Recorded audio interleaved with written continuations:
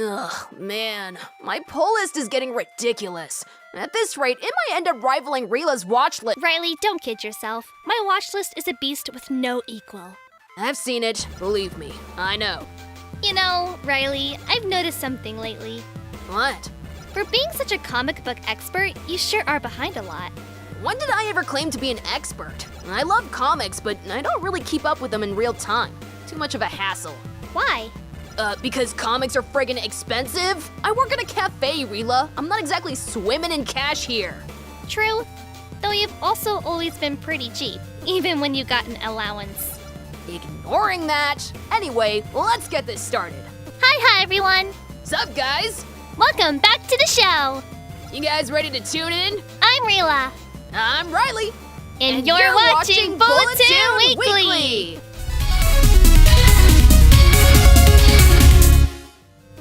So, you don't read anything when it comes out?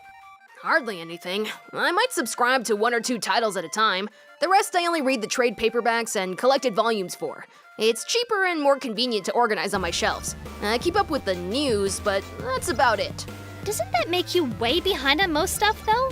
Rila, you have Crunchyroll, Amazon, Netflix, and God knows how many other legal streaming services that give you instant access to a metric ton of anime for a pretty affordable subscription fee.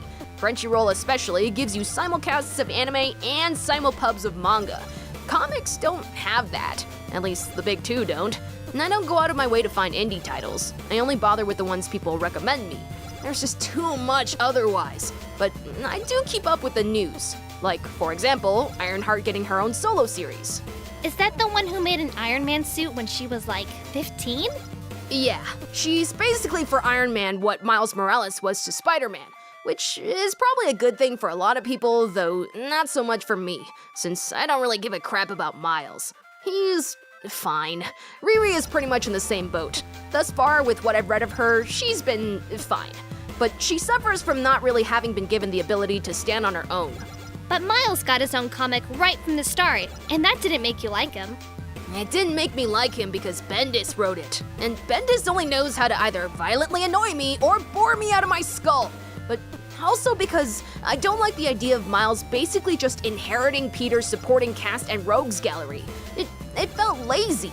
Make no mistake, Miles isn't a legacy hero. A legacy hero is something like Wally West becoming the Flash after being the previous one's sidekick for years as Kid Flash.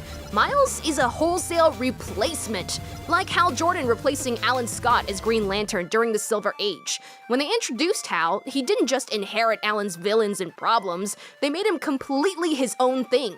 And Miles has never stood out to me that way because he just winds up inheriting most of the previous Spider-Man's problems. Riri has the potential to step away from that now that she's gonna have a solo series, so I'm really looking forward to it. I did kind of notice something else. What? Ironheart, Moon Girl, and Shuri. What do they all have in common? Oh, you mean how they're literally all the same archetype? Super genius black women? Well, Moon Girl is a literal child, but that's beyond the point. Yeah, Shuri has the slight edge of being an African princess, and she's definitely my favorite of them so far. But that just seems extremely lazy. Yeah, Marvel's attempts at progressiveness tend to be a little ham-fisted. Congratulations, Marvel! You've shown your diversity by literally making 3 of the same damn character. Good job! But, well, like you said about Shuri, you like her more. That's because there's just more to her to help her stand apart from the other two. And, well, Moon Girl certainly has some of those quirks as well. It's the little details that matter the most, and this writer seems to get that.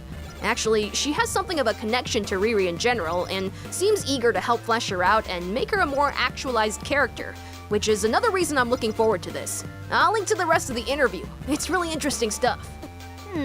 What about you guys? Is there another character you feel could use more development with a solo series like Riri? Ooh, that's a good one. Leave a comment below and give that like button a zap while you're down there. Don't forget to subscribe and ring that bell to know whenever we upload a new video. This has been Bulletoon Weekly. I'm Rila. I'm Riley, and as always, stay tuned!